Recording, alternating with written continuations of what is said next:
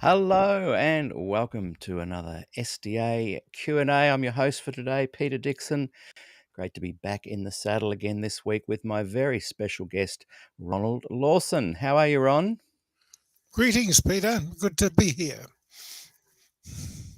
Great to have an interview for a long time. We've tried and there's been all sorts of challenges and obstacles, There certainly have been. but I particularly wanted your voice and your story heard in this series.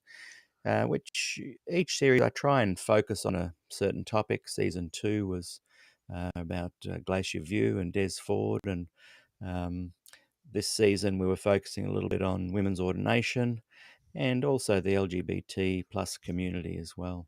So I'm really glad we've got to squeeze this interview in right at the end of season 3. Um, I'd like to just ask everyone that's watching if you could please just click that like button or subscribe button. Boy, it really helps. It lifts the algorithms. It boosts the views and the looks, and people get to have the breadth of opportunity and watch the interviews. Okay, so this is episode 31 in this season.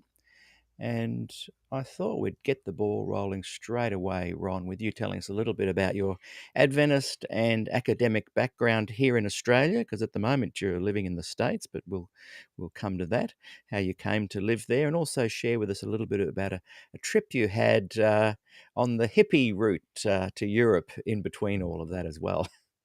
Share us a few insights there. Excuse me. Um, okay, maybe I should. No, there's one thing I want to say at the beginning, because at the beginning you had on the screen. This was from former Adventists looking in. I'm still an Adventist. Being a sociologist makes me able to look in from the inside and the outside, um, and um, um, I am very much for telling the truth and understanding the truth. That's what I'm here for.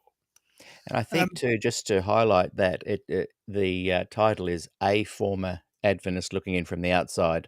So it's me, former Adventist, looking inside to actual Adventists and hearing their story still from a different perspective. oh, I So, see. so most of the people I interview are still Adventists. The next season, for those watching now that might be interested, we're going to be interviewing a lot of former Adventists to find out why they left the church. But That yeah, would be just, interesting indeed. yeah. Okay, so a little bit about my parents, because they're important players. Um, my mum grew up in Burma. She was the daughter of a Scottish doctor in the British Army, stationed in the hill station of Mamio, which was the summer capital when the British were there. Um, she was born accidentally in Tasmania, where her grandmother lived. And her mother, not knowing she was pregnant, took a boat and then discovered she was pregnant and had to stay there until. So my mother left there in a boat to go back when she was 4 months old. She went to the University of Rangoon, got a degree there. Um, in days when women, not even white women, were pretty rare there. And the year after, she worked in the government English high school in Rangoon as a teacher, and met an Adventist doctor, missionary doctor, had studies with her and became an Adventist at the end of that year. About that time, her father died, leaving the 4 youngest. There were 9 children.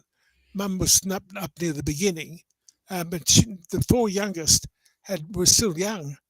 And my grandmother, who sort of went to tea parties at the governor's house and things like that, not very practical, didn't know what to do with the children. She was even thinking about putting them in an orphanage. So my mother just simply took them with her to Vincent Hill School, in India, the Adventist school, mostly for missionary children in those days, and the whole of my mother's salary went to paying for those 4 young ones to be educated there. She later came back to Australia because the whole family came to Australia, and she taught at Avondale, taught English at Avondale, in the days when you couldn't teach Shakespeare to the ministerial students, and she had to come up with a different course for them.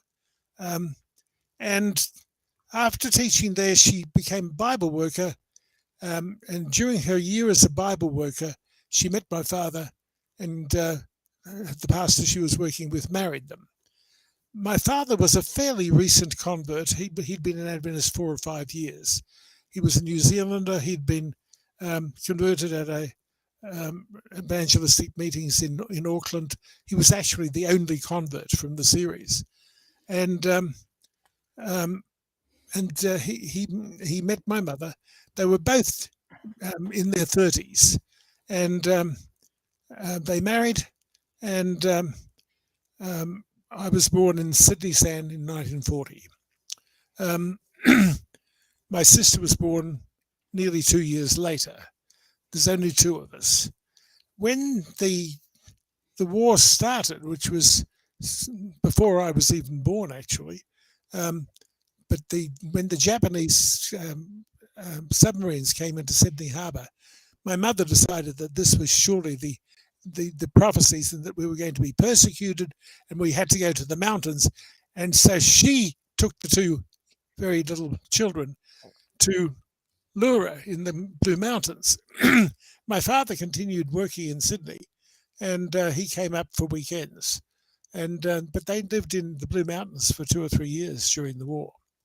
When I was 6, so 1946, second half,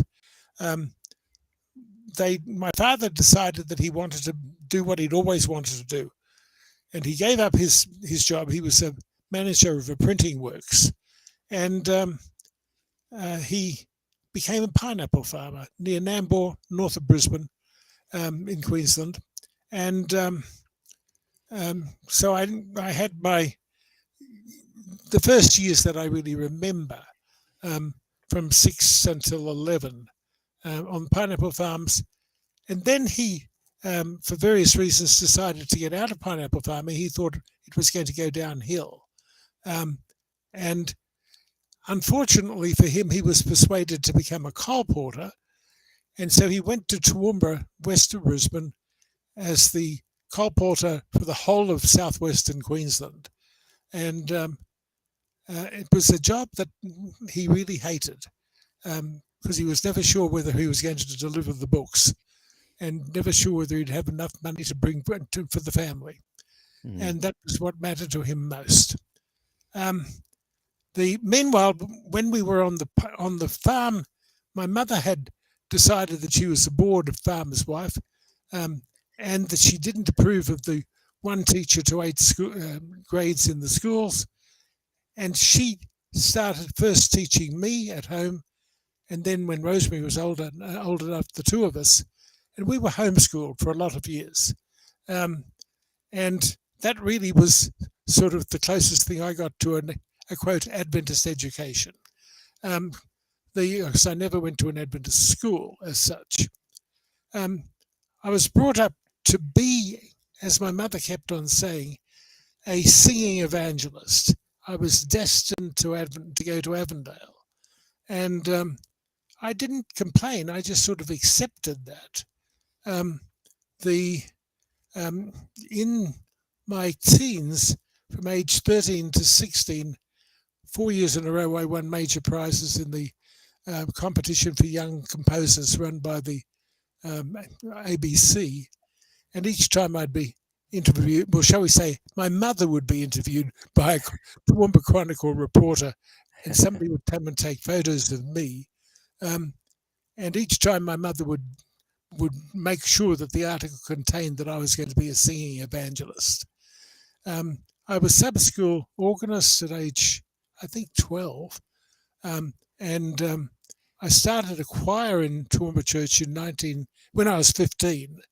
and ran that every Sabbath until I went to university. But in my last year, I decided I wasn't going to Avondale last year in school. And so I went to university, and I actually won a Commonwealth scholarship, which is what allowed me that to happen. And I was accepted by both the conservatory and the university. Had to chose both. I took the scholarship to the university, did honours in history, and but meanwhile did 4 different subjects. By that I mean instruments and voice, at the conservatory. And also in my freshman year, they asked me to form a choir where they didn't have one at Central Church in Brisbane. It was a big church, 500 members, and I had a good choir. I was very proud of it. Conducted it for 7 years. Was very heavily involved in the church in those years. Was youth Sabbath school superintendent. We started a youth Sabbath school because the number of students at the university went from 7 in my freshman year to over 100 by the time I was in 4th year. And they tended to come to Central. And we also started Quastas, and I was one of the big movers of starting in Quastas. I was president for 2 years. And that was a very invigorating situation. I made some wonderful friends there. They're still my friends in many cases, and good memories. Meanwhile, I'd gone on to do a PhD, discovered sociology, and persuaded the university to allow me to do that in both history and sociology. And so I ended up with a PhD in both subjects, examined by external examiners from both disciplines. So that's sort of my background in Australia. At the end of that, I won a Fulbright travel grant and was accepted at Columbia University for postdoc studies. But I decided to put that off for a year because my friend Greg Mann and I had been talking forever about doing the hippie route to Europe. And that meant hitchhiking to Darwin, and then taking a plane to what was then Portuguese Timor, and another plane to Bali, and then through Indonesia to Singapore, Malaysia, Thailand, had to overland as much as possible. And what year was that you began that trek? I'm sorry? What year was that you began this hippie trek? In 1970. And then we flew to Burma, which I really wanted to do. The only way to get to Burma was to fly there. And I actually flew up to Mandalay and then took a taxi to Mae Myo to see where my mother had grown up. And then we came back and we were in India for 9 weeks, and we went everywhere by train. Really got to know India well. It was an excellent experience.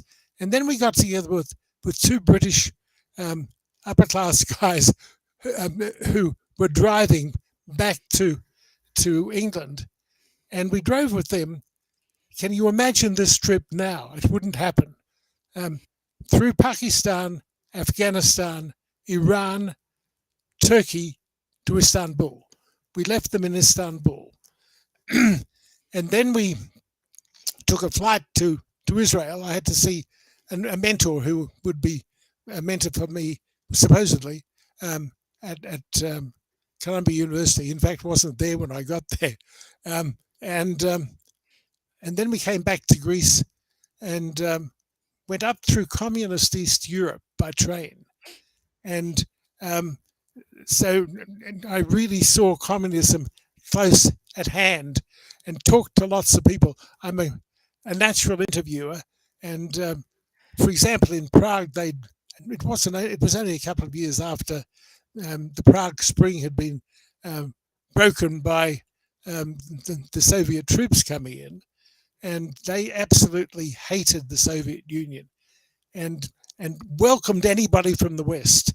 And suddenly they all wanted to talk to me. and then up to Poland. Did I say? Well, up through the various countries of Eastern Europe to Leningrad. We only had a 24-hour visa for Leningrad, but we did manage to go to the ballet, and then we took the train that night at midnight and ended up in Helsinki next morning, and then through Scandinavia. And I never saw the rest of Europe on that trip, because when we came back to southern, to a mail drop in Malmo and in southern Sweden, there was a message reminding me to be at Columbia by the 1st of September. And by that time, it was the middle of August.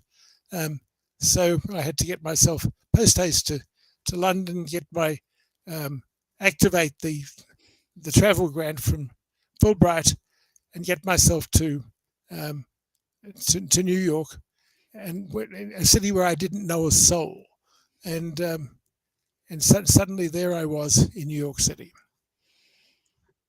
Wow, that's incredible journey. You could have 3 podcasts just about that trip that you had there, and I'm amazed how much you're packing in already just to that part of your life. Can you tell us a little bit more about your LGBT story? And I'm going to include a couple of topics here that I want you to cover as you, because I don't want to interrupt. So I just want to raise a few things that I'd like you to talk about. So your LGBT story, became an activist. You were also at the center of many of the key actions, kinship, first 20 years. Shaping of its first camp meeting, and tell us about your own and kinships, Neil Wilson and Ted Wilson, and also your meeting covering abuse of counselees, and tell us a little bit about your memories of when the GC kinship, and I think that'll keep us going for a little while. Okay, yes, that's quite a decent list. Okay, around puberty time, I started to realize that I was different.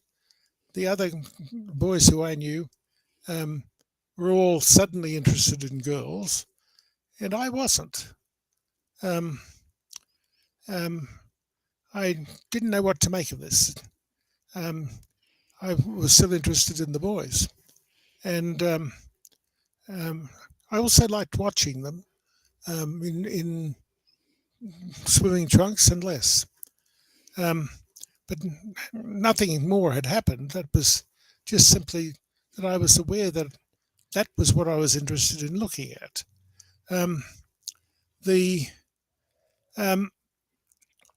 I went to the year I was coming up towards 14, so I was still 13.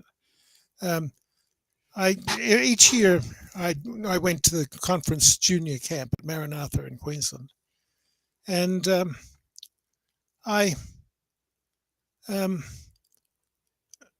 but suddenly it was a big issue, because I was 13, but I was more than 6 foot tall, seemed to be quite mature, and my parents didn't know whether I was too mature for junior camp, and yet I was well below the age of 15 when you were supposed to be ready for youth camp. And so they contacted the conference youth director, Keith Hankinson, and asked his advice, and he didn't know either. And they decided ultimately that I should go to both camps. And they were right. I was really quite out of it in the junior camp. I seemed to be older than all the others. And at the end of the junior camp, the juniors went home, and the youth were arriving the next day. So there was a night when there was nobody else there, and I thought I might be the only one in the boys' dorm. but no, somebody who I'd known at a church, who was a few years older than me, and who had been a counsellor at the camp meeting, um, um, came down to live in the dorm that night, and he suggested that we put our beds together. And during that night, he seduced me. I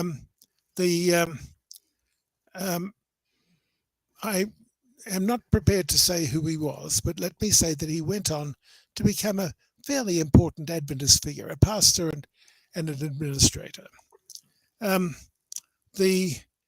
I do not regard the story as a negative story, because what he in fact helped me do was to answer lots of questions.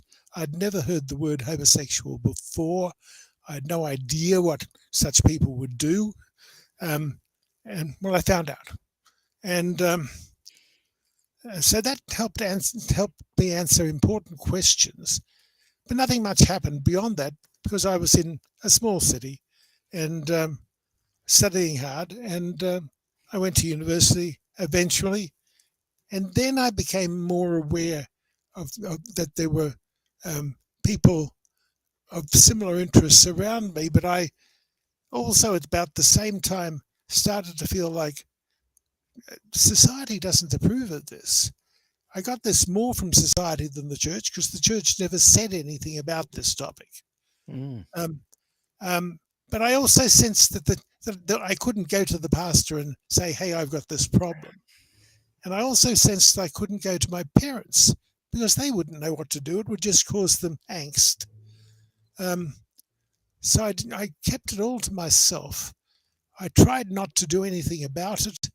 I did things about it from time to time with great guilt afterwards. And it was a very difficult time. I went eventually to the counsellor at the university and blurted out my problem. And he did the only thing that they knew in those days. He put me on aversion therapy, which meant that he showed me pictures of naked men or women. And when I saw a naked man, I received a small shock. Wow. And that was somehow supposed to turn me into a heterosexual. This was at a secular university, a Yes, counsellor. that was at the University of Queensland. Right.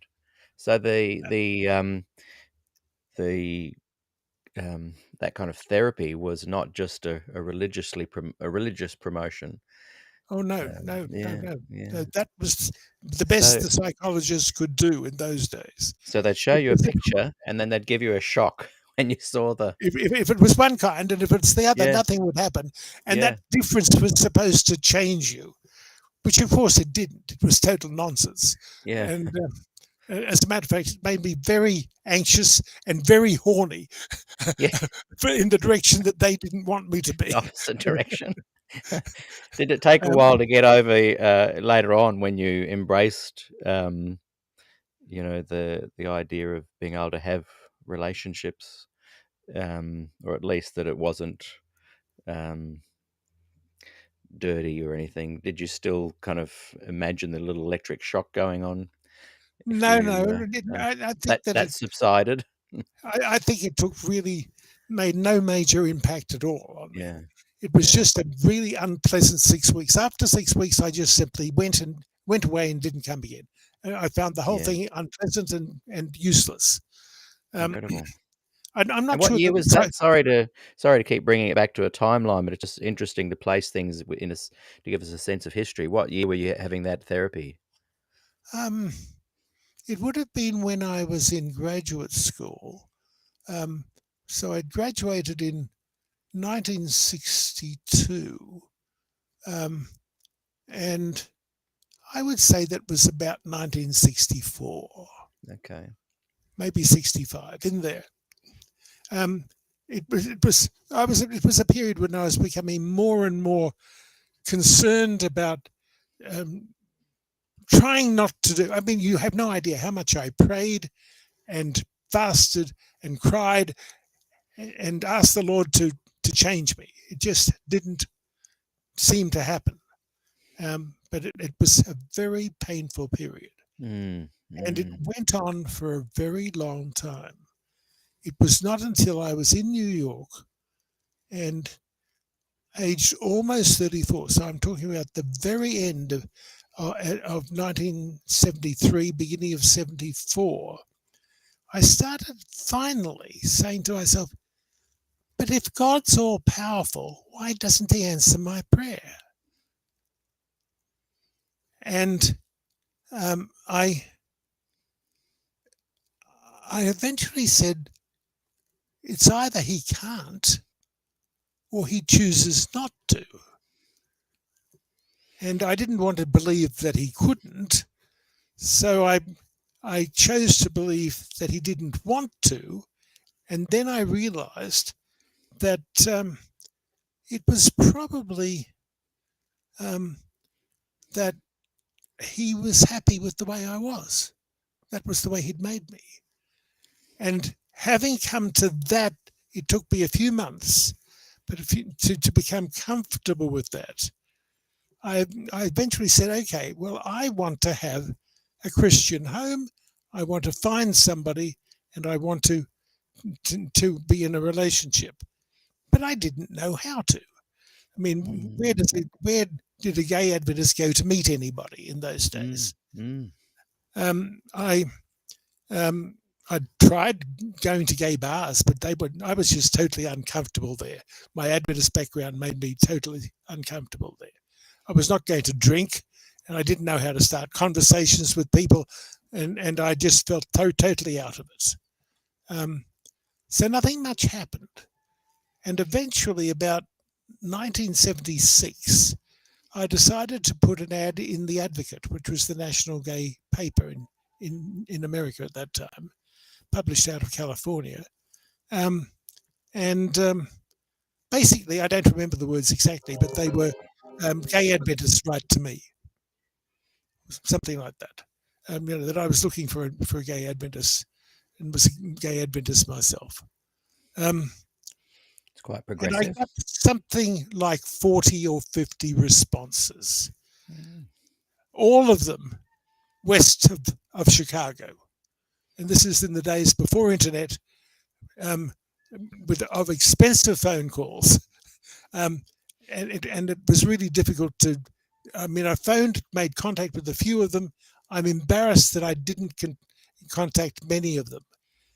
Oddly enough, in that same year, totally independent of each other, two other Adventist gay people put similar ads in the Advocate.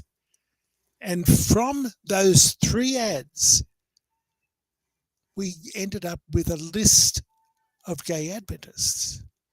Wow. And out of that came kinship. So it was not the intention to form kinship, but that's how it was formed. And Mm. that's why I'm called one of the founders of kinship, because kinship was in fact founded in Southern California. I was in New York. But I did not do the actual beginnings, but by putting in the first ad, I've got that reputation.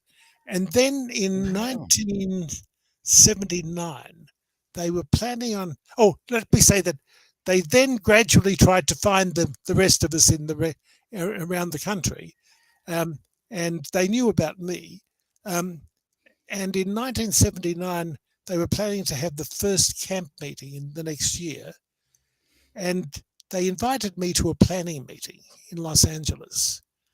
And it just so happened that I was flying home to Australia that Christmas. And so I took a couple of days off in Los Angeles and attended their meetings. And I had a pretty major impact on that first camp meeting as a result. The guy who was chairing the meetings was sort of in love with his pastor, who was a young man, not ordained, and certainly not very experienced. And he wanted to bring him as the speaker to the camp meeting. And I said, that's not a good idea. I think because when I met these fellow gay Adventists, we all had the same question. Does God accept us? We've all tried so hard not to be gay. but does God accept us? And we didn't know. And I said, we need to Wow. know the answer to that. And to get the answer to that, we need the best Adventist scholars we can find. Well, having made that suggestion, I got the job of finding the scholars. So I had to phone people who I didn't know and invite them to the camp meeting. And I sort of got advice from various people in the Forum Church in New York. I was going to the Forum Church, which is, an independent congregation. It's the thing that kept me as an Adventist, because it really fed me intellectually and friendship wise. I was eventually elected the president of it, and I was the president for 41 years. The But at any rate, here was I, um, um, using those people to say, who should I ask? And I called a number of people. Not everybody was able to come or wanting to come, but I eventually put together 3 theologians, New Testament, Old Testament, and theology scholars, and 2 pastors, a man and a woman, the only woman pastor in America at the time. The people, they all said yes, assuming that they'd be able to slip away and come. But when the three scholars all discovered that they were at Andrews, they said, we can't do that. We won't get away with it. So we have to get permission. And so Jim Cox, the Australian who was once president of Avondale, before he became president of Avondale, he was still at the seminary, he arranged a meeting at the LaGuardia airport, where the special assistant to Neil Wilson, who was president of the GC at that stage, his name was Duncan Eva, a South African. He met with Jim and me, and basically he came with an offer. We will pay the way of the people to the camp meeting under 3 conditions. Number 1, you cannot say that the GC has approved you. We're just sending people to speak. They were very, very careful about public relations. Secondly, you've got to add a 6th speaker, and that must be Colin Cook, because he's going to be the one who we fund to change homosexuals. Wow.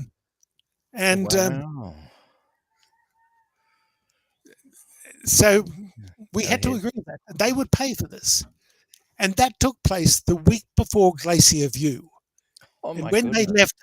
they left us, they flew to Colorado to Glacier View. Wow. Boy, that's mind-blowing. I was about to ask, was it around that time? And they were very involved with that whole Glacier View scenario. Did you have, just out of just a little sideline, had you had much to do with that? Did you follow that that thread and rabbit hole of theology? Oh, I did. Yes, I'm writing Yeah. about it in my books. And of course, I knew Des very well. Yeah. I had him come and speak at the New York Forum several times, and we had the biggest audience we've ever had. The chapel of Columbia University, a magnificent building with a 5-manual organ, was full of people because Des Ford was speaking there. It's striking me, Ron, as I'm chatting to you, that at every key Adventist event since the late 50s, you've somehow been involved, whether out of interest or to do with LGBT Q plus, theology, academia, running things, music. Continue. I'm just throwing that in there because it adds to the notion for me of how valuable this conversation is and how much I'm enjoying it. Well, thank you. Well, let's see, where am I up to? So The first you've camp just had that meeting, first camp meeting, and yes. Colin Cook ends So up being Colin one of was the there, speakers. Yeah, and we had to ask him to have a yeah. meeting, which was a very tense meeting because he was saying things that we just simply didn't believe in. We didn't, but Mm. we'd all tried to change, and to be told that we could be changed from being gay was just simply not our experience. Um, at Did the you end of the find camp, sorry to interrupt, but did you find that the church was kind of wanting to fund this because they saw this as an opportunity to help the gay community, um, by, sort of, infiltrating Colin Cook into there, or were they just being a bit naive? the way it worked was that basically the church had assumed there were no gay Adventists, Right. and if they found a gay Adventist, he or she was dispatched quickly. Um, the um, for example, the president of the Adventist seminary, when it was in Washington D.C., was arrested at a gay meeting place because in those days there were police raids on gay meeting places. One night, his name was in the paper the next day, and the next day he was let go from the seminary because that it meant he wasn't an Adventist. Um, the um, Very sad story. Yeah, yeah. The I've got lots more like that, but let's come back to where we were. I need to tell you the Colin Cook story, but let Mm. me first come to the Well, end of the camp yeah, meeting. we'll come back to Colin. It's one of my Yes, questions later. in the at the camp meeting, we purposefully did not invite the speakers, who we called affectionately the clergy, um, to come until the second day because we wanted to have a day with each other. And when we got gathered together on the first evening, here we were, mostly total strangers to each other. And so it was suggested that we each tell our stories as a way of introducing ourselves. And it was a night that went on for 6 hours. There were only 35 people there. Um, but they were just heart-rending stories. The Mm. tears, the anger that was expressed, um, the the the fears, the uncertainty about whether God loved them, um, and the it was just an amazing night. We called them the horror stories, and Mm. every camp meeting begins now with every new person telling their story, and Mm. they're still called the horror stories. Wow. They often are still. Mm. Um, but the in those days they were really horrible, and some of them were, I mean, unbelievably bad.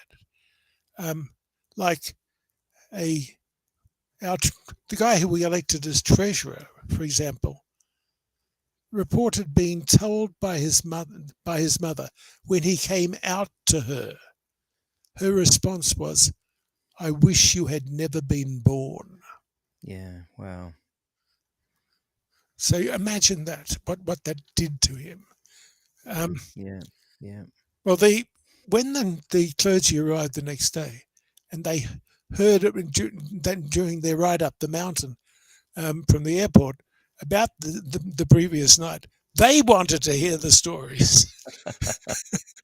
So we had the same thing, and the emotion was still so strong that it wasn't like it was stale. And it wasn't a performance. We were just getting to know each other better, and sharing our stories with these people, and they were enormously moved by this. By the way, I can say who was there.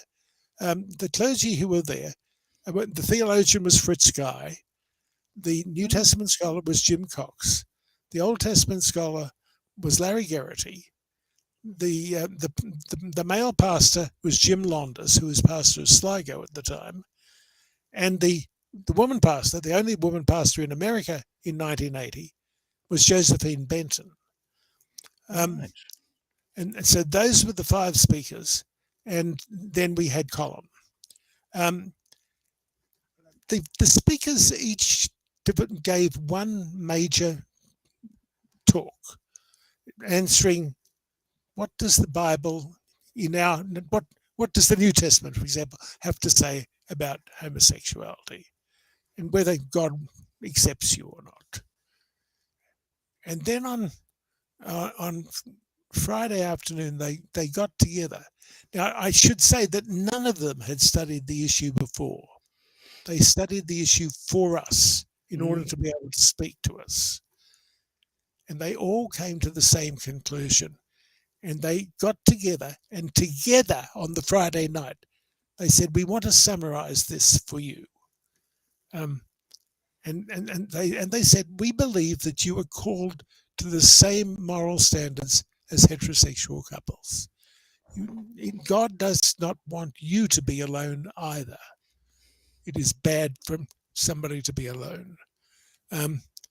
And he wants you to find love and to, but then be faithful, to live faithful and to treat each other properly, lovingly, and not to go off and have sex around the streets and so forth. And that was an important thing for us to hear, that God loved us, God accepted us. Camp meeting ended on, we had not planned to have a camp meeting the next year. It was Fritz Guy who said, you need a camp meeting every year. Wow. Well, he's an interesting guy, isn't he? I interviewed him and Larry Garrity at the same time in season 2, and wonderful people. They absolutely are. Very, very progressive, very inclusive. Adventism contains some remarkable people. And those 2 are good examples of that. Yes, yes. Okay, coming on to Colin Cook, I forgot what I was going to say, and I had a senior moment, I guess. No, I keep interrupting. You said, why did the church become interested in Colin? Well, I was saying that they didn't admit that there were any gay Adventists. But then Colin was a Britisher, a pastor who came to New York as a single pastor. He had the real gift of the gab, and he used to preach three nights a week down at the end of Manhattan at the Battery, which is a place where lots of people from Wall Street had their lunch. It's a park.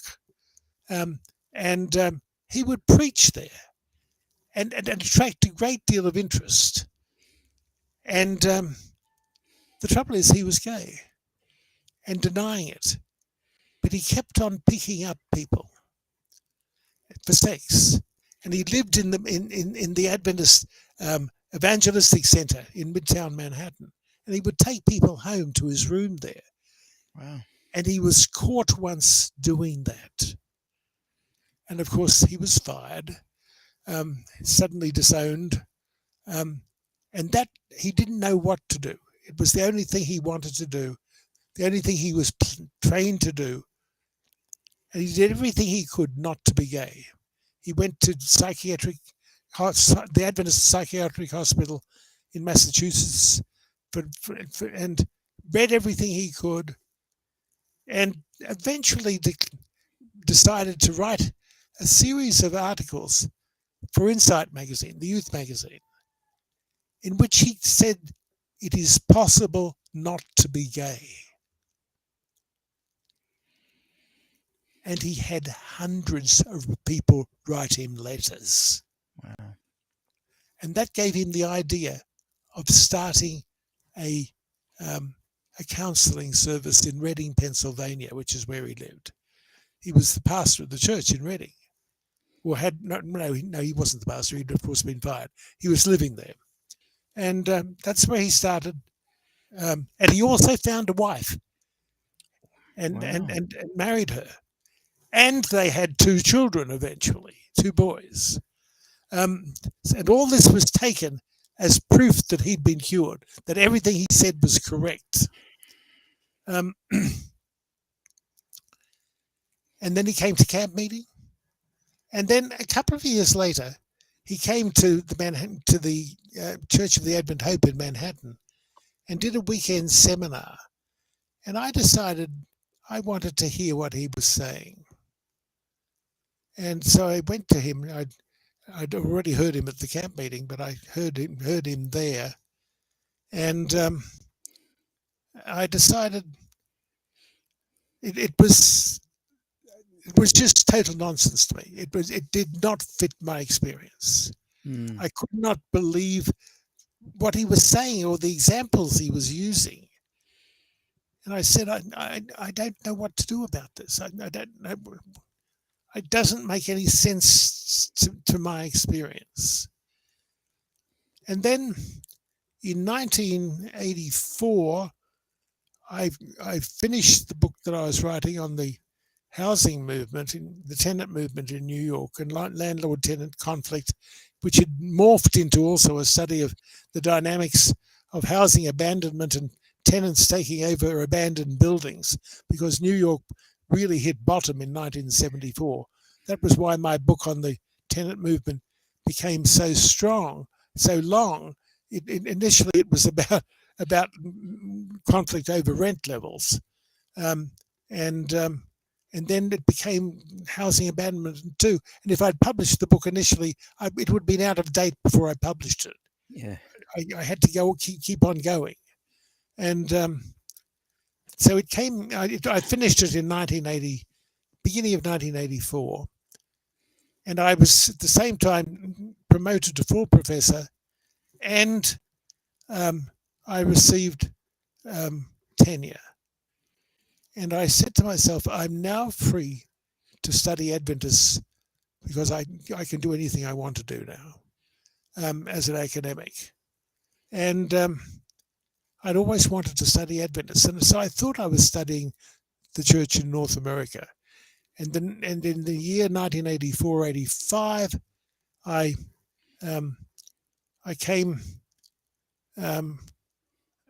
decided that I would travel around America. I drove 28,000 miles and went to every college, most headquarters, all the places where you should go, and lots of churches, and interviewed lots of people. And eventually I took in the New Orleans General Conference session, and there I heard a speech. Well, the whole thing, but especially one speech, changed the study, because I heard a Ghanaian stand up and say, the Pope has appointed Catholic cardinals. When is the Adventist Church going to appoint Adventist cardinals? The leaders of the church in Africa were still white. I think they had the first division had just appointed a black leader at that time, Bekele Hay. But the other division was still led by a missionary. And they had no representatives at the General Conference at all. I said, and I realized that that the most interesting thing about the church sociologically was try to understand how all these cultures could be a single church. So it became a global study. I really bit off a big bite. Yeah, I reckon. And I've eventually gone to 60 countries and done 4,700 odd interviews. I mean, no one's that I've ever heard of has done anything like that for a study. Incredible. Were these recorded interviews? Have you got them on tape? No, I sat with my laptop and I typed. Typing, yeah. Yes, and that made people more at ease than Yes. recording them. Yeah, yeah. I also promised them anonymity, um, Yes. so I do not quote who people are. And as a result, they told me they were telling me all sorts of stuff that they didn't tell the General Conference leaders when they came by. Yes. Astonishing. Anyway, back Amazing. to Colin. Um, the In 1986, I went on a huge trip. It started in Mexico and went through the Inter-American Division, the South American Division, across to South Africa and Zimbabwe, and then to Australia, New Zealand, Papua New Guinea, and Fiji. I came home just in time for camp meeting, which was in Toronto that year. And there was a new person there who was very shy and doubtful. But after about 4 days, he became comfortable and he asked to see me. And he was one of Colin's counselees. And he told me that Colin had abused him sexually and that he knew lots of other counselees who he'd abused sexually. I said, I've got to do a study of this thing fast because we can't let this continue to go on. Mm. So Colin wouldn't help in getting me a random sample. So I had to take what was known as a snowball sample. In other words, different people would recommend different other people. And I eventually interviewed 14 males who'd been through the program or were still at the program. They included, I got hold of one person and said, tell me the ones who were considered the most successful. And I was given 4 or 5 of those. And I forgot to mention one thing. I need to go back one thing. In 1973, camp meeting was in Pennsylvania. And I realized only a few days in advance that we were going to be only a few miles from Colin Cook's program.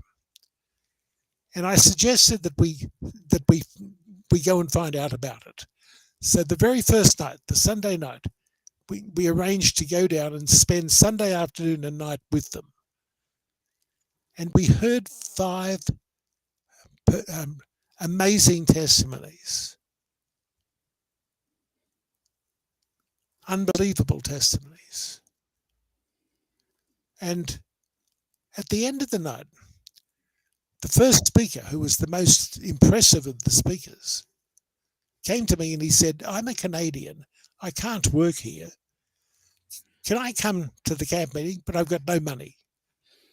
And I talked to the president, and we decided, of course, he can come to the camp meeting. Well, at the camp meeting, he had a camp romance. And I didn't know what to make of this in terms of what he'd said. And so I eventually called him aside and I said, please make sense of this to me. He said, what you didn't understand is that the testimonies were not based on experience, but on faith. We were telling what we believed would happen to us. Right. He said, actually, on Saturday night, I was at a gay bar in Philadelphia and I went home with somebody. Wow. And that was the story. Now, when I did the interviews, coming back to the interviews, not only did I hear in 13 out of 14 cases about sexual abuse, the 14th one was older than Colin, and he apparently liked younger kids. Some of them were underage, by the way. Wow. And at least one of them was underage. And the crazy thing was that not only had they been part of the healing experience was to have sex with Colin somehow. Nude massages and prayers together, and then sex. But I thought even more significant was the fact that these guys who'd gone there had all been self-hating gays. They didn't know anybody. When they got to the Quest Learning Centre, which was what the program was called, they met each other. And some of them fell in love with each other. So they had this tension between, I'm here to be cured, and yet I'm loving somebody for the first time. And it was just an amazing experience. And for me, the interviews were the most dramatic and heart-wrenching interviews I did anywhere. When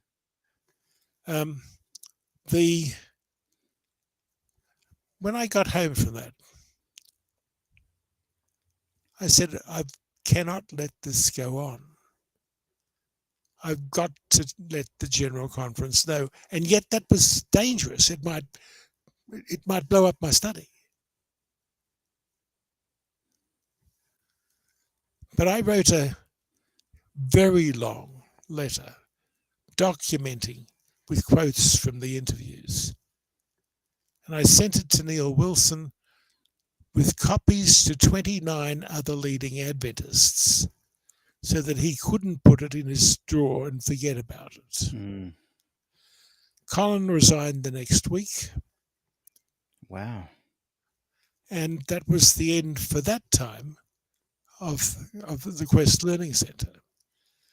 Now, the weird thing is that the Ministry magazine, Spangler, the editor of Ministry magazine, somehow still, he believed this has to be true. We have to be able to cure gay people. Otherwise, the Christian message is wrong. There's no power in it. And so he interviewed, a year later, interviewed Colin, where Colin told about in very vague terms, about having had problems, but then said everything was cured. Finally, everything was all right. And that he would be beginning counselling again. And he started it, but he wasn't this time. The church had had his fingers burnt. Yeah. But he somehow sold himself to focus on the family, the conservative evangelical group in Colorado Springs. So Colin moved to Denver and started Faith Quest, which was the second generation from Quest. Now, none of the Adventist papers had told about the fall of Colin. The church had funded him, but there was no sense of obligation to tell the church that it was a mess. And so Adventists, not knowing this, went to Faith Quest, had the same experience, and then heard on the grapevine about me and wrote to me about it. It's like a history repeating itself. Yes. Well, this time they weren't funded by the General Conference. So the only thing I could do was to go to the press. One of the those who wrote to me had most of his sessions by phone. And because he was desperately trying to change, he recorded the sessions. Wow. So that he could hear them again and they'd help him. The trouble is, when he listened to them, he realized that they were full of sex. Colin was getting off on asking him stories about what did you masturbate about? What images did you masturbate to? Yeah. How did you hold your hand? I mean, wow. And disgusting. It was just crazy stuff. So eventually I had to put a stop to that too. Focus on the Family didn't want to hear about it. So I had no influence on them. So I called the Denver Post, spoke to the religion editor, gave her all my information, and she then did a series of interviews herself to make sure that the story was kosher. And a first page story came out. Wow. But so those are the two times I had to blow the whistle on Colin. Had you met Colin face to face and had conversation with him at all? Yes, I'd had two experiences with him earlier. My very first Sabbath in New York, before I knew about the forum, I went to the church that used the evangelistic auditorium for its services. It was a difficult service for me because the sermon was boring, the song leader sang out of tune, and the pianist had no talent whatever. But the good thing that happened was that I had a good Sabbath school teacher. And that teacher was Colin Cook. Oh. This is before Wow.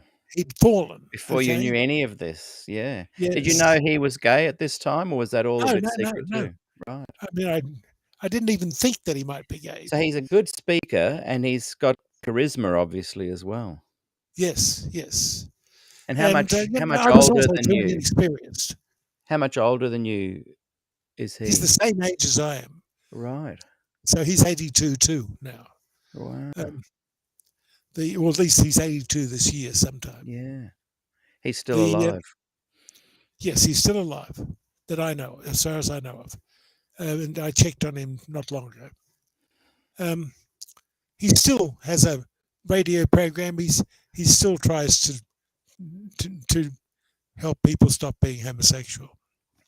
Has he made any claims that he has had any success at all, not just in the idea of this is our faith and hope, and that's why we're on the right path to being able to pray the gay away?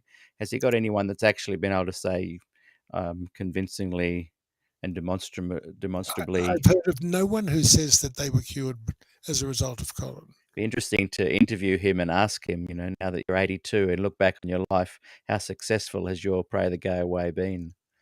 I hope he'll try that. I'd like to see what he has to say. It may interest you to know that after the second whistleblowing, his wife divorced him. And that was a tremendous blow to Colin, because he used the fact that he had a wife and two children as his carrying card, As evidence. Yes. And I had a friend in Denver who was a writer. And he didn't know that we were friends, but he knew her too, because she'd, through me, become interested in him and had interviewed him for stuff she was writing. Right. And he came to Nancy and he said to her, "Nancy, I've been divorced and I really need to be married to do my work. Can you help me find a woman?"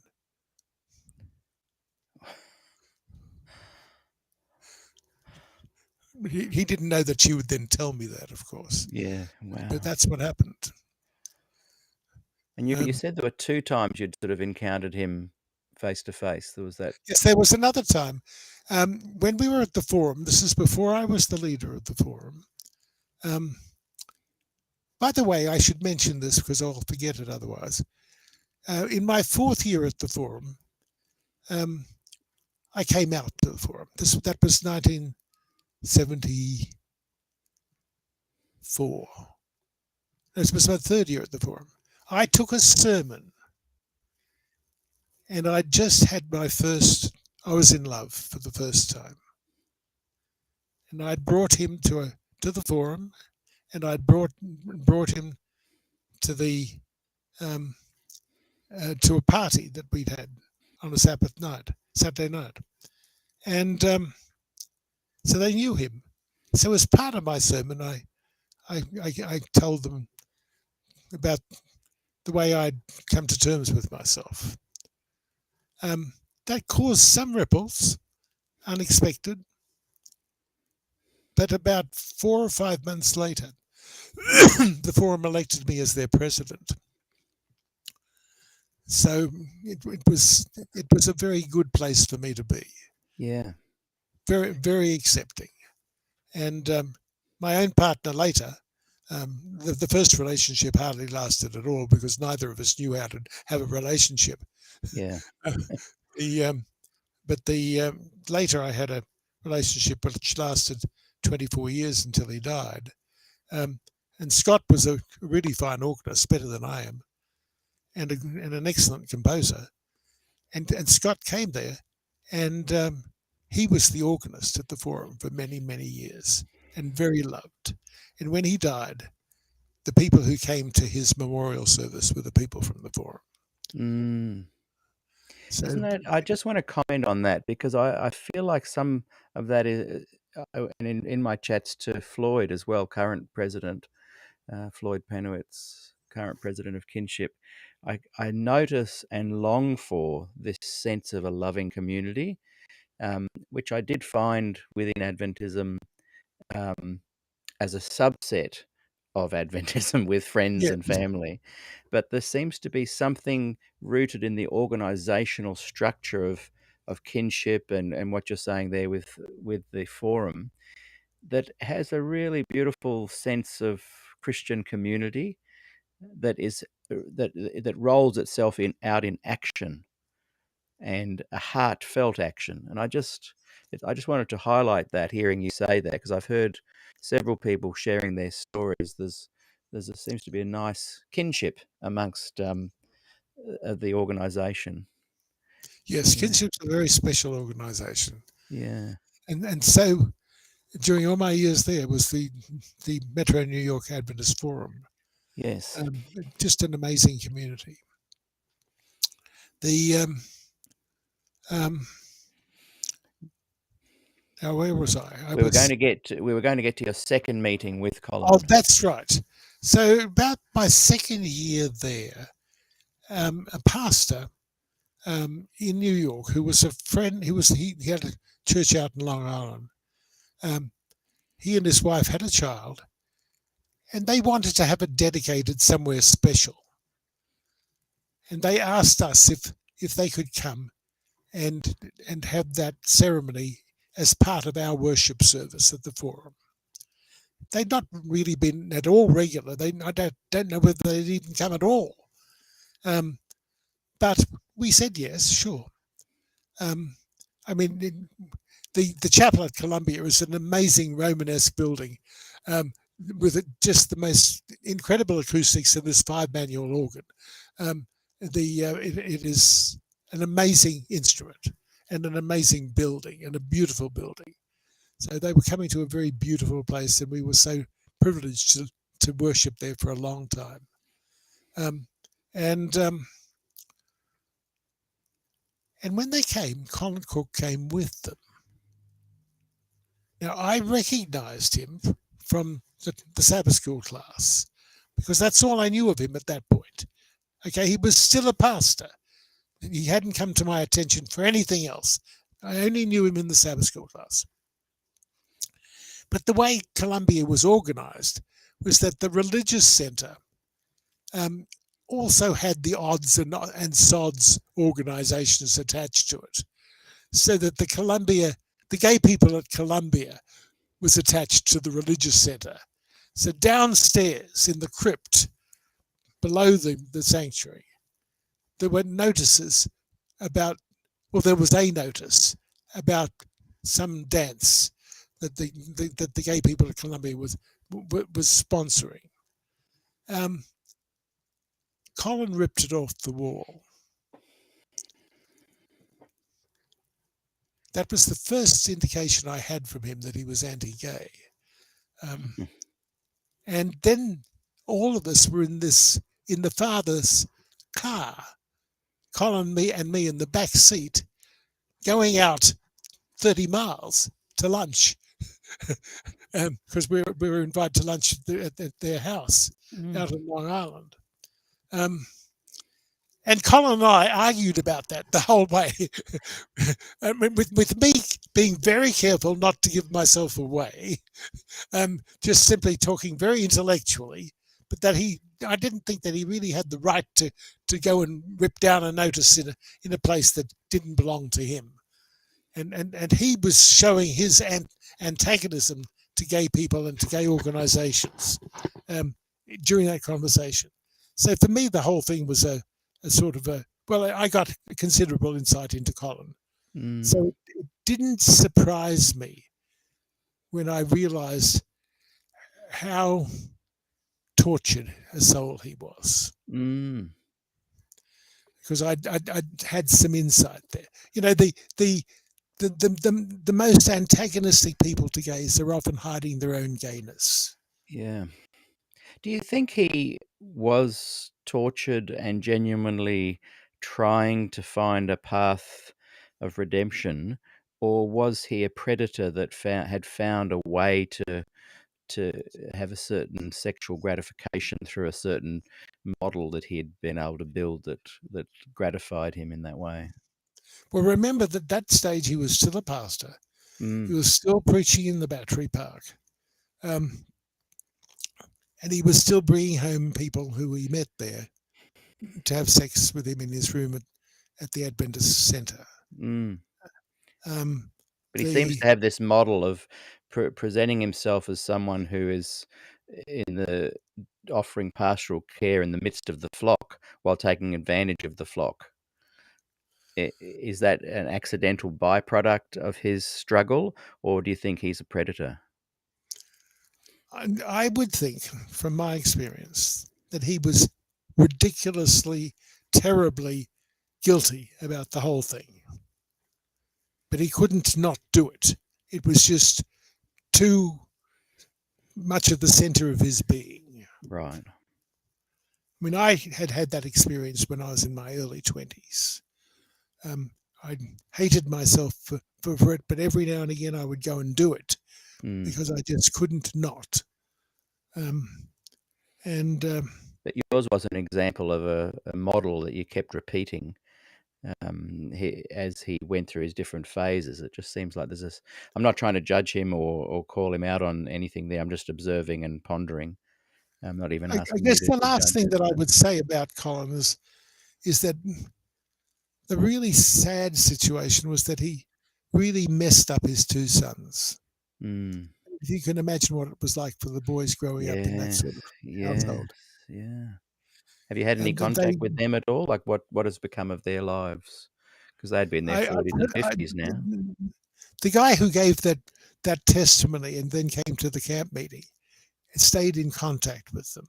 Mm, Um, Colin was in love with him, mm, and um, and and and Jerry remains um, um, very sympathetic and caring, but mm, um, but especially to the wife and to and is concerned about the children because he mm, saw that the whole thing was a mess. And I understand that one of them at least has been in prison, mm, and that they really haven't. They've had very difficult lives, mm, and I think that growing up with a father who was um, dropping bombshells on them in these sorts of ways, mm, and and interestingly, the guy who had the tapes um, from Denver um, also went and spent several days with them and um, his experience was that Colin purposefully would come into the bathroom when he was showering. He wanted to yes, see him naked, yeah, yeah. and he would also point out to this guy um, his son, who was probably, I can't remember how old he'd been at the time, so whatever age, but he Mm. would point out to this guy who told me then about it, what a nice penis my son has. Oh my goodness. Yeah, I mean, it was just a whole sick situation. yeah. To try to push yourself into something that you are not is Yeah, terrible. causes all sorts of byproduct problems and mental health issues. And, Yes, the word just keeps popping into my mind, tragedy. It's just a tragedy all round for everybody there. yes. It's a tragedy. Now, I want to tell you two more things about this whole thing Yeah. um, that are worth telling. Um, I'm rather proud of this story. I think it was in 1983, at annual council, the General Conference's annual council, which was held in Tacoma Park, of course, at that time. Um, there was a scandal because the president of Andrews University was arrested because he had come on to a plainclothes cop. And this was in the papers the next day. Now, Explain what you mean by that. So the president of Andrews yes, had come on, made a move on yes, someone he literally made a move on somebody, a someone he didn't plainclothes realize was official. a plainclothes cop. Yes, Oh, the wow. plainclothes cop then arrested him. His name was in the paper the next day, and their annual council was meeting. The guy was immediately sent home and fired. What year was this again? Which annual council? 1983. 83. Wow.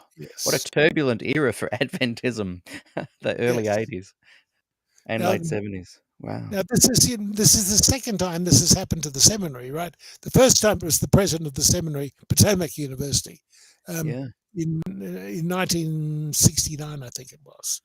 Um, I told you about that story, and then here we have this time the president of Andrews, which is over the seminary. Similar story, Wow. and I'd never met Grady Smoot, the president of Andrews, but I felt sad Yeah. about him giving a life to the church, then suddenly having nothing, Yeah, I know. as if the only thing that counted was that mistake he'd made, Yes. and that the rest could then go down the drain. Yeah.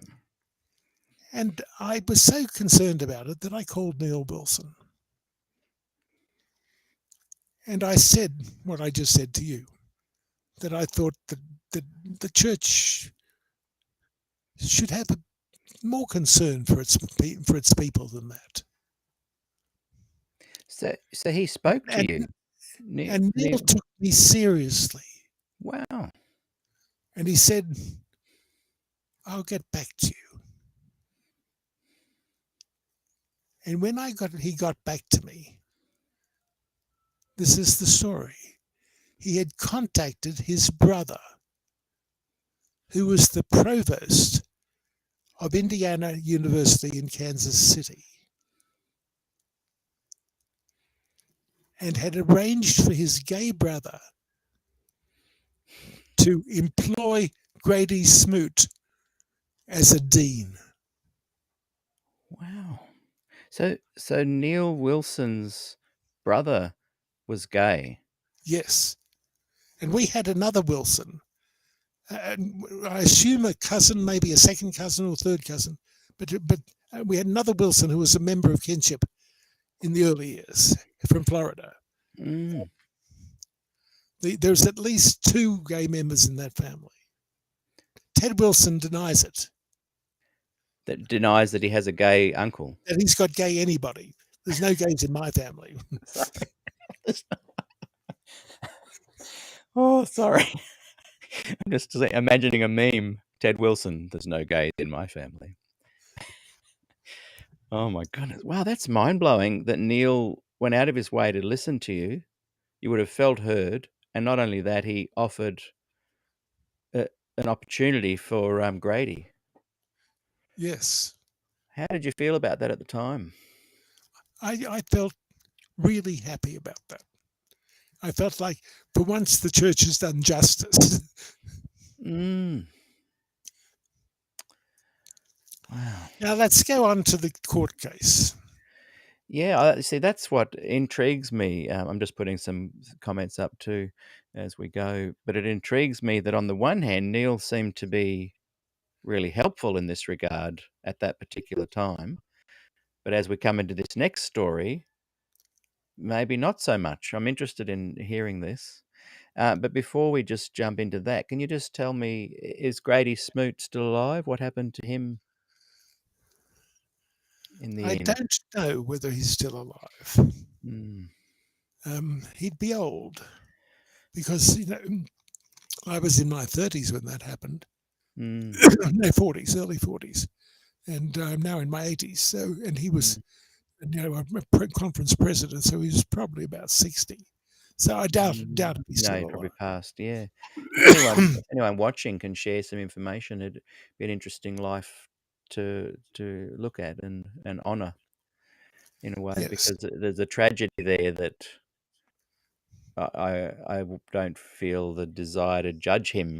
Like he's part of a system that kind of, and a time when a lot of that suppression found itself coming out in not necessarily ideal ways.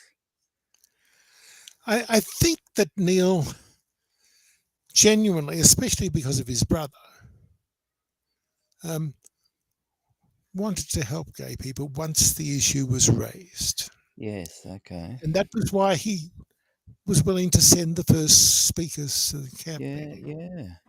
So that's what intrigues me about this next story, is you tell us a little bit about the suing by the GC. Just one But he, last but quick. sorry, I So, interrupted. Keep no, going. no, no. I was just going to say, someone's just asked a question. I think it comes up saying Facebook user. Just those watching, if you want to have your name associated, you've got to write to us via the YouTube channel, which is going live now as well. But they've just asked this question. I think it's Peter Marks may have asked it. Can I answer it? Yes, I see it on the that's why screen. I'm very, very keen. Can you see it okay there? Uh, Kinship is for anybody with an Adventist background or the parent of an LGBTQ person or the spouse or of an LGBT person. Um, they don't have to be Adventists. As mm, long as the connection is to somebody who's been an Adventist or is an Adventist. mm, And there is no judgment about the key thing is to help each other mm, without judging one another.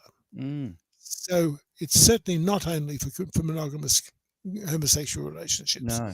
So obviously, if an Adventist gay person wants to have a relationship, kinship is a good way to find somebody. Mm, And because the alternative, you're not going to find one in the church because no one's going to reveal themselves yeah. in most churches. Yeah. And you can go to bars or Adventist gay meeting places, but how are you going to find an Adventist there? Yeah. You're going to Exactly. end up with the wrong person.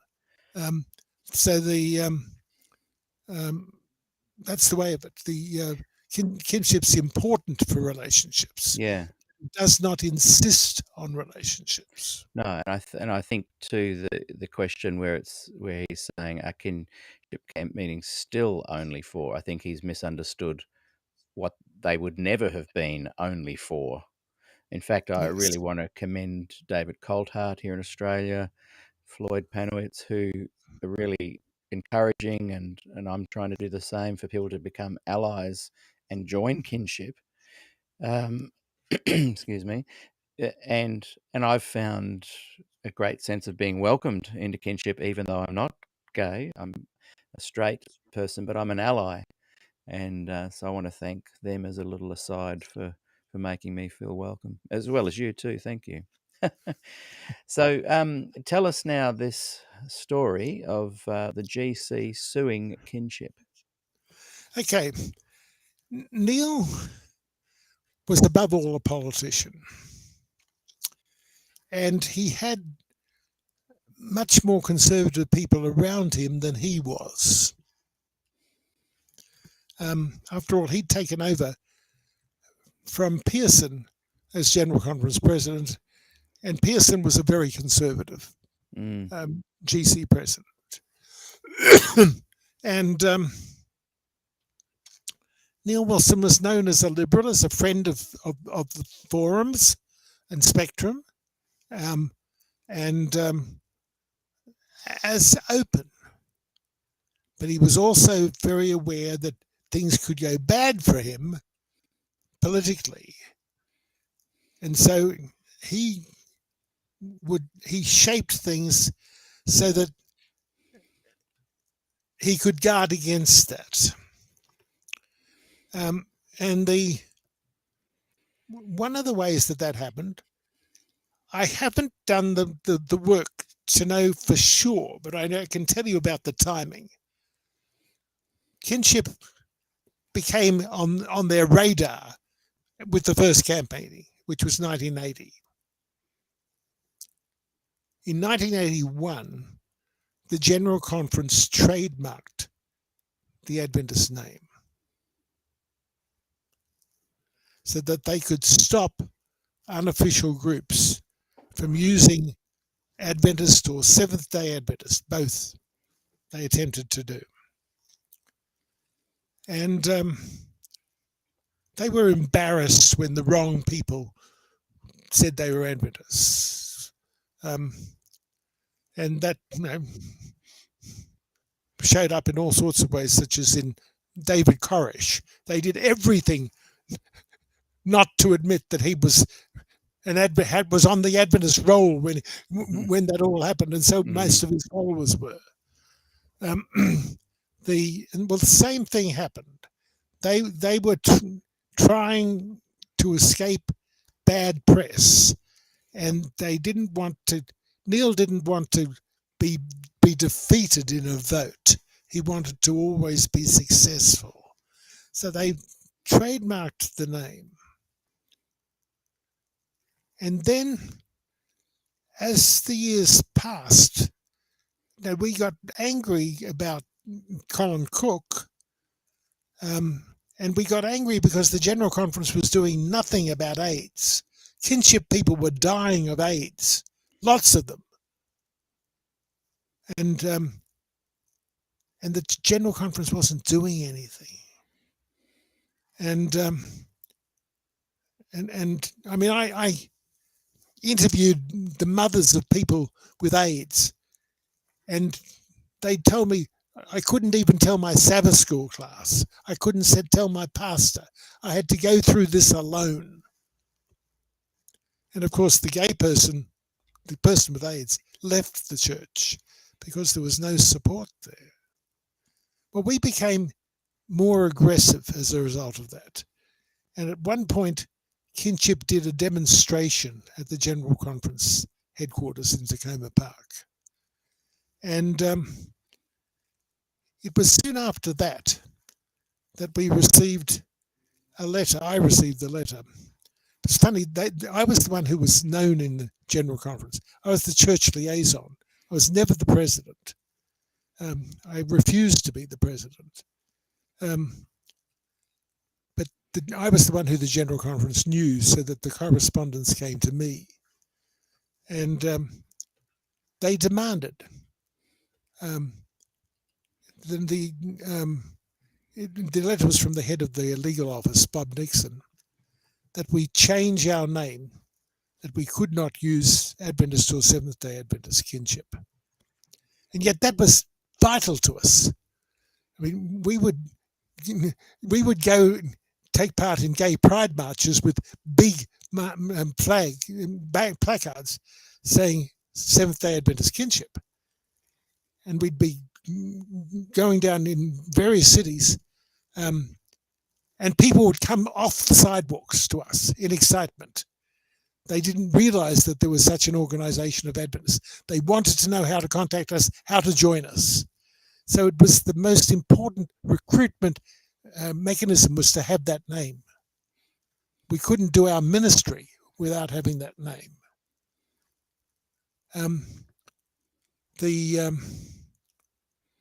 We received this demand. Can I just interrupt one second? Just a quick technical issue. Can you just move your mic a little bit further from your mouth? It's just Is that better? Just try again. Testing. Just say, Hello? just a little bit closer, Okay. halfway between the two. All right. Sorry to spoil that flow. That's good. It was just a popping starting up. No problem. Sorry about that. So I received this letter, and we used the fact that our business meeting was at camp meeting to postpone the decision for 9 months. And the camp meeting, so that letter must have been received at the end of 1984, and the camp meeting was at the end of 1985. The camp meeting was the one in Toronto, in 1986, where we were supposed to talk about this. But that was the camp meeting when we found out what was really happening at Colin Cook's show. And so we found a reason to postpone it further, because we felt that, let me explore this as part of my study, because it may also, if what I was told proves to be correct, it may be something to add and make it more difficult for them to be so nasty to us. So that happened too.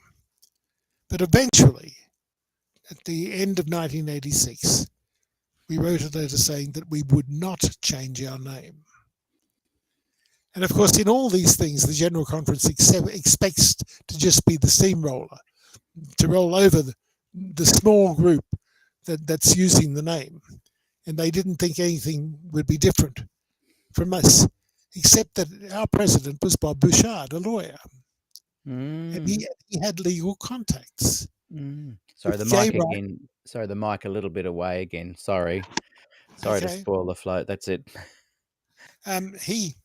He, being a lawyer, had legal contacts with the National Gay Rights Advocates, and he appealed to them for help, and we got pro bono legal help from one of the biggest law firms in San Diego.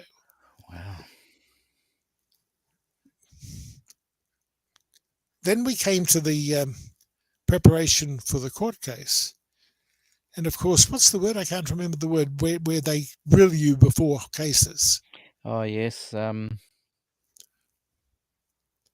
can't remember. We're not going to get the word. But It's anyway, on the tip of my tongue. When it was my time and I was one of those who was grilled. And I was being grilled by an Adventist lawyer from Loma Linda, who was the mayor of Loma Linda. And I said, here were we two Adventists sitting down for this situation. And I said to him, are we going to start with prayer?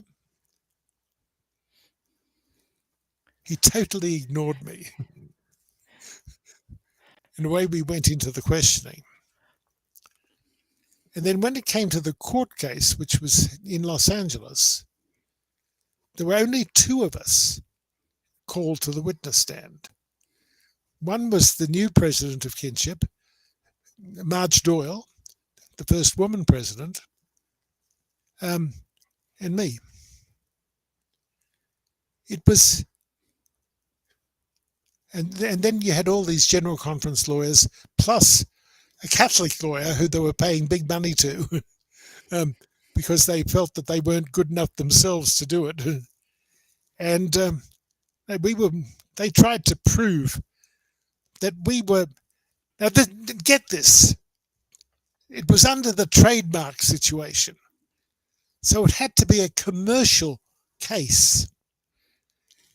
And the whole issue had to be that we were taking money from the General Conference by people subscribing to the Kinship Connection accidentally instead of subscribing to the Review.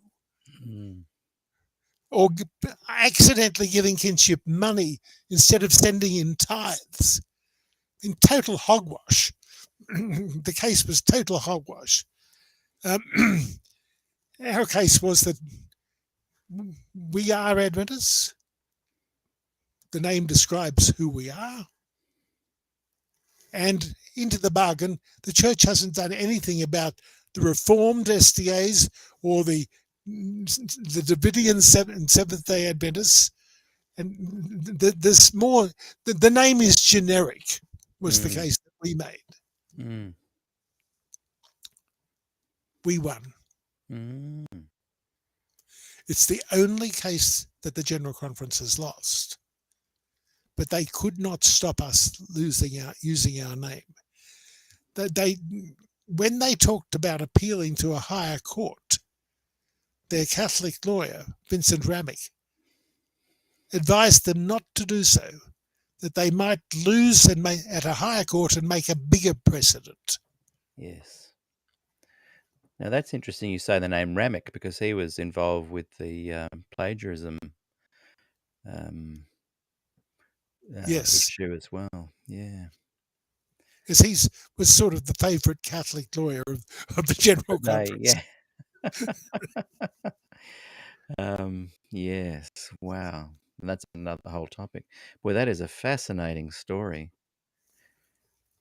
Peter Marks has written back just to clarify, because I think I said that maybe he hadn't understood, and he did make a good point. I'll just bring it back up. The one about our kinship camp meetings still only for people in monogamous homosexual relationships, and I said that maybe that was never the case, and he did point this out. That we had just said the original scholars at the first camp meeting recommended that people of whatever orientation should be held to the same standard of monogamy as couples sexual relationships. Yes, that was what they recommended. But you don't just minister to the people who are that's right living perfect lives. It wasn't saying it's a membership requirement, but it's saying that we hope that all of you that are a part of this community uphold the standards of biblical sexual interaction. Kinship was here to help everyone. I'm not wording that well. Yeah, kinship is there to help everyone, and it's to this day a very inclusive organisation. Did you want to comment more on that? I think on that issue, I think there are two key points to still make. The first one, and I'll do these briefly, I think. The first is, of course, in the years since then, the society has changed dramatically. Gay marriage is now legal in many countries, same-sex marriage. There's still lots of struggle because the conservative evangelicals don't like this situation. But nevertheless, the Supreme Court in America made marriage legal. And of course, it was legal in many countries in Europe before then. The church is lagging. And this is causing problems. I am absolutely fascinated with what's happened. Because in the early days, when there was a gay organization formed in an Adventist college, it received a lot of negative flack from the other students. You had to be very brave to lead such an organization. That's no longer the case. The vast majority of the students at Adventist colleges are very favorable to us now. And that's the way the generations are changing. And for decades now, we've been having trouble among young people, especially young women, because of the women's ordination issue. They can't believe that this is God's church if it behaves that way. Well, now there's a second issue, which has become to the younger generation a very important bellwether of how loving the church is. Yes. Whether it ministers to everybody, or whether it gets embarrassed by having the way it used to get embarrassed, and in many countries still does get embarrassed, if somebody has a baby out of wedlock, you've got to go. And similarly, we don't want any LGBT members. They're just an embarrassment. But that's not what the younger generation thinks. And if the church doesn't do something about these things, the church is going to lose a lot of its next generation. Yes. It's interesting that with the women's ordination scenario, that's literally been going on for 60 plus years and seems to have just entered a comfortable loop of almost making ground and then being knocked back. But Yes. with this topic, the young people are not going to take it. They're just so, no, we're drawing the line in the sand here. And whatever happens over the next year or two is going to be absolutely fascinating to watch as the church decides to make things more openly inclusive or not. They're going to see a massive walkout of young people, or a massive stand up of young people anyway, my opinion. This issue Yes, is not, I certainly agree with that. yeah, this issue is not going to be able to be kind of put into a holding pattern. It's interesting too, watching and talking to you about the LGBT plus the journey, the story has always been slowly moving forward. It's not a loop like the women's ordination. Like you can see from your talking about your first camp meeting to now, moves progressively forward, which I think is also interesting to observe.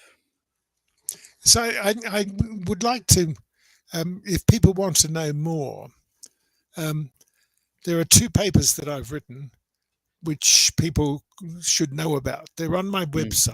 My website is Ronald Lawson, joined together, ronaldlawson.net. Easy enough to remember. And I've got everything that I've published about Adventists on there. So there's about 75 papers available there. And they include 2 recent papers of mine, which were both published by Spectrum. The first published at the end of 2020, about the general history of the Adventist Church and its LGBT members.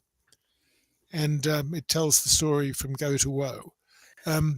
So in greater detail, that's in a recent Spectrum article, did you say? Yes, it was published. It was published in Spectrum, the last issue of 2020. I've just put it up. It's on my website. If I've just checked, I've written the right address there. www.Ronald, have I spelled it right? Lawson.net. Is that correct? Can you see on the screen there? I'm not seeing it. Where is? It should be somewhere on the screen there. Yeah, I see now. Yes, you got it right. Oh, yes. Good. So people can go there right now and find out where those 2 So that paper is there.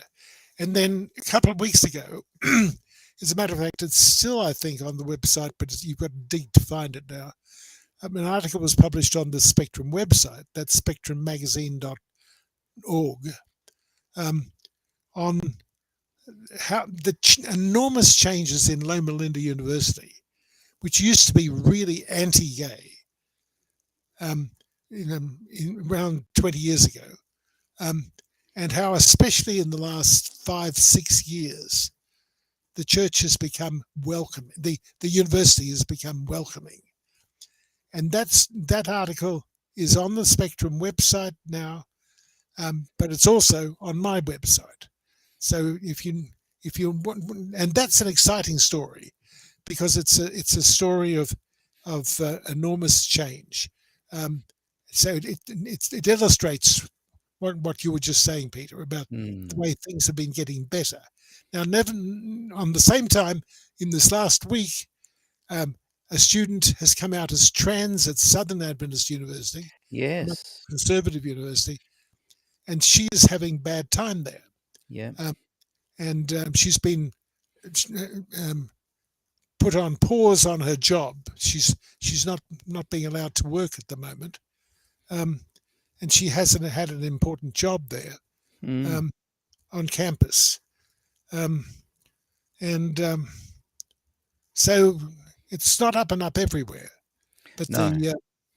but nevertheless, I think that just as society has become much more accepting, the church has to. Yeah. Otherwise, it loses its credibility. Yes. And you're just mentioning that recent occurrence there with the trans person's name is Ari, I believe, and Yes, Kendra Arsenault. I think it's Arsenault. She just did an interview with Ari in the last couple of days, and um, so I encourage people to go and check that out. And also, Kendra is going to be um, on the show here in a week or two as well. So that'll be an interesting interview to chat with her because she had a position as a podcaster within the church. And when she came out as, I think, as bi or gay, I'm not sure, 100%, need to check my facts there. She lost that position as an official Adventist podcaster. So that'll be an interesting story. So while we're seeing these changes that are positive, there are some interesting roadblocks still apparent. And I think what happens next is going to be fascinating because the young people are rallying around going, hang on, we're not going to take this. Look, we're coming to the end of our time for today, but we have got so much to talk about. I want to invite you to do a part two if that's possible. And I was even wondering if I could put you on the spot and if we made a time for next week, 2 hours from now. So it's nearly 1:30 my time, so 3:30 Thursday my time, which would be what time for you, if that's are you possible? saying in 2 hours from now? 2 hours from now next week. It would be 8:30 on a Wednesday night. Would that be possible to book you in now for As, next as, week? far, as, as far as I know, that could work. Yes. Great. So I'll just pencil that in, and because I want to, those that are watching now, I know that we're trying to keep our interviews between 1.5 and 2 hours, and there's so much more I want to chat to you about, Ron. I think you're the godfather of modern Adventism, and I think it's so important for people to hear your story, and it's just fascinating. So, what say we put a little pause on our chat today and plan to come back next week because I'm very interested in also we'll kick off next week with like you've done a lot of you've written a lot of papers and published a lot of papers comparing Mormons, SDAs, and JWs, the different patterns and global spread and the growth trajectories, and who joins each and who stays, and that is a fascinating conversation. So, what say we make that the kickoff for next week? And we encourage everyone to please come and join us. How does that sound, Ron? That sounds great. I look Awesome. forward to that. Well, thank you everyone for watching today. We've had lots of comments in Facebook. I encourage you, if you're watching on Facebook, in our private group there, please click the like button on the post. You wouldn't believe how positive that helps me. Those of you that are watching YouTube, please click the like and subscribe button. That also really helps. If you'd like to support what I'm doing, I'd really encourage you to go over to PayPal there and support my channel and my content. And just another little plug in a couple of weeks' time. I think I'll just check my calendar. Coming up in March. I think it'll be March 10 my time, Thursday, March 10. We've got Steve Daly back to do another interview, and we're going to be chatting about questions on doctrine. Did you have much to do with thoughts on questions on doctrine at all, Ron? Inevitably. Yes, because we're thinking of getting a panel together for that one. So watch this space. So, look, thank I think that Julius Nam would be more important than me. He Julius he Nam. he really knows a whole lot about questions on Oh, doctrine. let me write this down. Julius, do you have a contact? Um, Namm, is it? NAM, he's Korean. And it's Um, Julius. yes, If you could, Julius is if his English name. He's got um, an unpronounceable Korean name. right, Um, he used to teach in the religion department. He's got a PhD in something to do with religion, um, and used to teach at PUC, and then in the religion department at School of Religion at Loma Linda.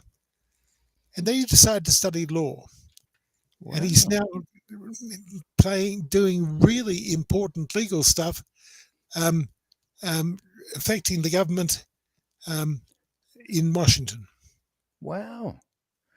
If you could track down a contact number, I'd really appreciate that because I he have an was email address for him, so I that. can get. Oh, that'd be great. I'd really appreciate that. Um, That'd be awesome. And I see Robert Lindbeck is watching today. He and I are going to be doing an interview on the Fred Veltman 8-year study as well. Might get you on the panel for that one too. The study of plagiarism and desire of ages and the 15 chapters they explored. That's coming up as well. So lots of interesting things coming up on SDA Q&A, and lots of great comments have been coming up as well on our Facebook post. If you go to Facebook, you can engage with the comments, and we'll leave it there. Thank you very much, Ron. We've really enjoyed today's discussion, and very much look forward to catching up with you next week around the same time as now, a couple of hours from now, next week. Sounds complex, doesn't it? For now, see you later on. Thank you very much, Peter.